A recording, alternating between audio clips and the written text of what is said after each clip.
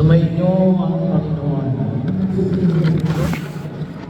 Ang makapangyarihang Diyos, Ama ng puntong na anak na naparito na noon, at hinihintay natin bumalik ngayon ay siya nawang magpabanal sa inyo, pakundangan sa liwanag ng kanyang pag-alit, at siya rin nawang pumuspos sa inyo sa pagpapala ngayon at magpasawalang hanggan.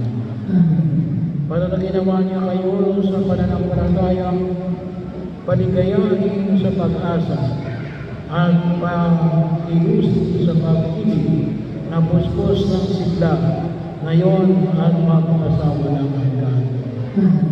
Kayong nagagalang sa pagdating na nagkataon-taon ng lubos ay puspusin nawa ng di matapos kapag siya'y dumating ng may kababaang loob, magpasawalang hanggan.